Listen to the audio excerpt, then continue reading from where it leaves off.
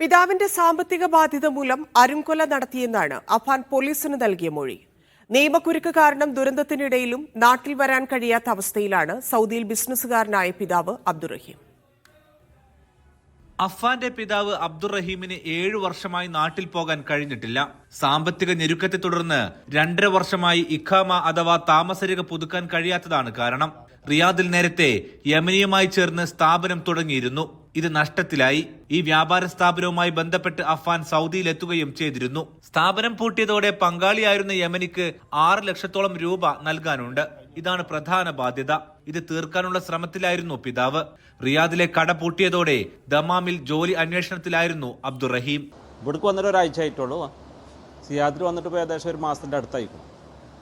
അപ്പോൾ അവർ അവിടെ റൂമിന് റെന്റ് കൊടുക്കണം എന്ന് പറഞ്ഞപ്പോൾ ഇങ്ങനെ അവിടെ നമ്മൾ വന്നപ്പോൾ നമുക്കിപ്പോൾ എല്ലാ സൗദിയിലത്തെ എല്ലാ കാര്യങ്ങളും അറിയണമല്ലോ. അപ്പോൾ ഒരു സഹായം എന്നുള്ളതിൽ ജോലി ഇല്ലല്ലോ. അപ്പോൾ അവിടെ നിന്ന് ഞങ്ങളെ റൂമിൽ താമസിക്കുന്നുണ്ട് ഇപ്പോൾ ഒരാഴ്ചയായിട്ട്. അതിൻ്റെ ഇടയിലാണ് ഇപ്പോൾ ഇങ്ങനെ ഒരു സംഭവം നടന്നത്. നിലവിൽ യാത്രക്ക് തടസ്സമായുള്ളത് ഇഖാമയില്ലാത്തതും സാമ്പത്തിക ഇടപാടുകളുമാണ്. ഇത് തീർത്ത് പറഞ്ഞയക്കാൻ കഴിയുമോ എന്ന ശ്രമത്തിലാണ് സാമൂഹ്യ പ്രവർത്തകർ. ഇപ്പോൾ പുള്ളിയുടേതെന്ന് വെച്ചാൽ കഴിഞ്ഞ ഏകദേശം 3 വർഷത്തോളം ഇഖാമയൊക്കെ എക്സ്പയർ ആണ്. സ്പോൺസറുമായിട്ട് ഷെയറിലായിരുന്നു പുള്ളി ബിസിനസ് നടത്തിയിരുന്നത്.